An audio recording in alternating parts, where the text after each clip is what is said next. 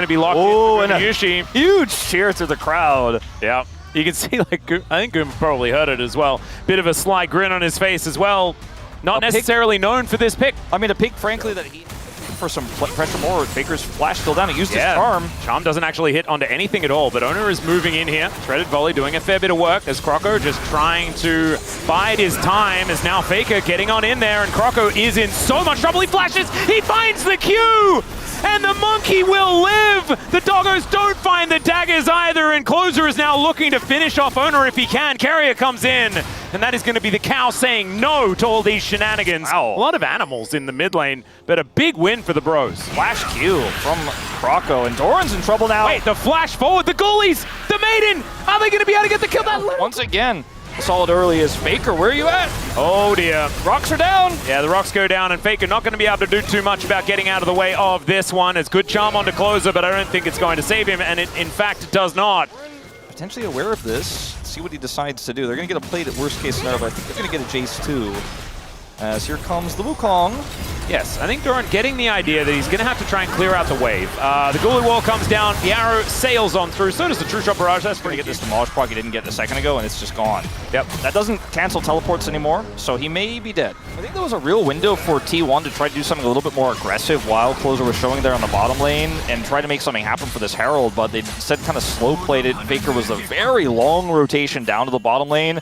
And now Morgan's going to get this turret for free. He doesn't need the Herald for this one. And I don't know if Faker will be able to say the same about this bottom turret. He has Owner with him, but others are coming down. Closer has Weaver's Wall, and he's going to get a lot of this turret. Not known to be down 2 turrets at 20 minutes, you know? This is a quite unusual situation as Morgan. It's a really long lane, by the way. There's the Morning Mist, and there is the Ghoulie Wall. Doran is just dead. He didn't even need to shovel him.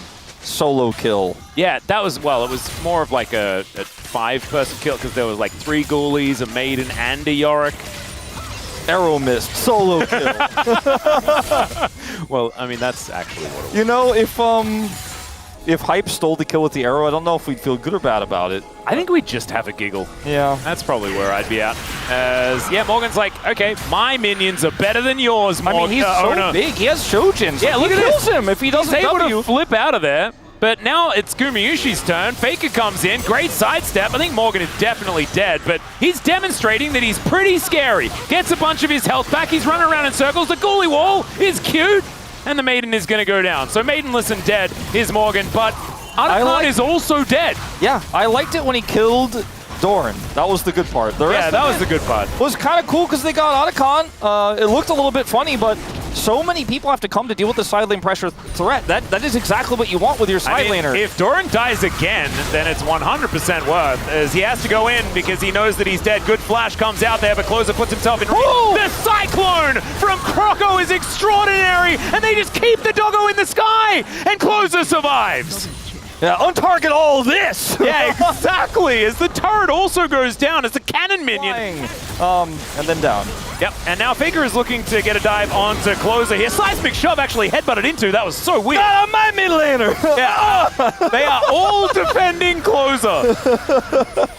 Saving Private Closer, that's kind of the way here for the bros, I guess. And so many T1 members top side, and guess who's on the bottom side, split pushing and looking for an inner turret with Demolish procs at the ready. It's my man Morgan. Yep, and now Doran is fighting Croco. I think my money's on Croco if it's a fair 1v1. As Morgan, yeah, just, like this is just gone. The Maiden going to be put back together. Morgan no longer Maidenless as he gets this wave put together. Back into the game for T1 unless they make a mistake. Oh, there's a flash forward as over the wall goes Croco. He's got another section of Cyclone here. I'm pretty sure there it is. He uses it to make his escape. The Seismic Shove delivers the dog over towards the bros. And they will say thanks for that one. It's not the hot dog this time. Morgan's getting involved, but this is a scary angle here for Bro. Yeah, Bro really want the turn, and they are going to find it here as down goes the Talia. Morgan gets in amongst it, though, as the Ghoulie Wall is down. Polu looking to try and make something happen. The flash forward from Hype, he's crazy, but it just might work. As down goes Gumayusi in that backline. Morgan is making sure no one else can get side lane to side lane. And now looking for more onto Faker. Good charm. Yeah, and now Faker is kind of in a box. They do put the wall down, but the Seismic Shove going to pull him back, and man, he had absolutely nowhere to go. Morgan, I don't think so. I don't think this inhibitor turret's got it, man. I don't think so. Doran is shoveling, man, and he's shoveling strongly. Doran comes on over. He's going to stop the inhibitor. When Bro don't make mistakes and play the macro game perfectly, using the Talia so well. Well, Caster Faker curse. is, yeah, speaking of caster curses, they are real. And the arrow going to connect onto Carrier, who uses the ultimate to deny it. So down goes Closer. Polo going to taxi on the crab and does manage to evict the doggo. But the Bros now in a whole lot of trouble. One after the other, they are going down.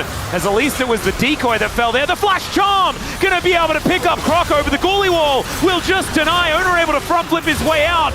But there is the Warrior Trickster from Croco. He has to use the flash as well, though, as Owner going to get slowed down. There's the blast cone. Morgan on the edge. Pipe can't get through, and T1 off of the skirmish will take the Baron. Yep, teleport going to come in from Closer. We'll see how many Barons they can actually take off the map, off the back end of this one. I think Doran is definitely dead, as they're just trying to work out whether they can get anyone else. So here's the consolation Jace, and T1 absolutely happy. I wonder if Bro could just push this naked inhibitor in the bottom lane and try to take that out before T1 can get reset here. Send somebody down there. Faker teleports to the turret. Arrow? Yeah, going to get the ulti out of Faker. Should mean that this inner turret is going to fall down. So against the flow of play, Bro going to be able to at least almost got the turret. Good try. Deary me. Well, there goes the shield. You don't have turrets. Heroic charge comes on in. Weaver's Wall going to block him off, so that is just a free kill onto the Jace. I mean, there's turrets everywhere for Bro. Like, T1 only got the mid turret. Every other turret is alive. So Doran has to go so deep and like, can't kill the turret. Then he's just cut off by a Weaver's Wall, and that's the inhibitor. You know, it's just stuff like this that is Bro running circles around what is it, a very attempted Baron power play, but barely in the positives. Faker picks up that top side turret. They're second of the game. But Bro are like, cool, it's your Baron. We're getting more.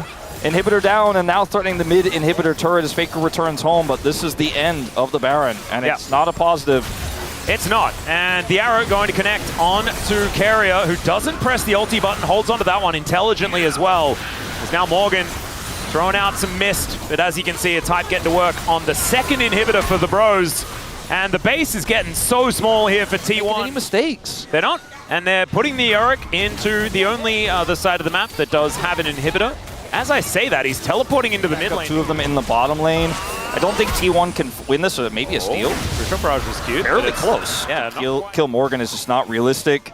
And also, when you've got two inhibitors down, it just makes this play so comfortable. The Unbreakable Will onto Carrier there as the Charm will connect as Morgan is making his way over, but I don't think you're winning that 1v1 as the flash forward from Polo is massive. The triple knockup from Croco as well on this Wukong. Gumayushi goes down and Carrier alongside him.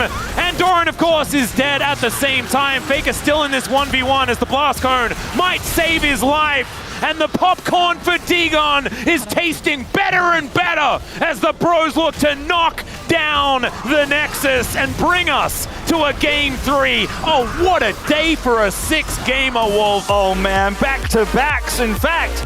And Bro said, you're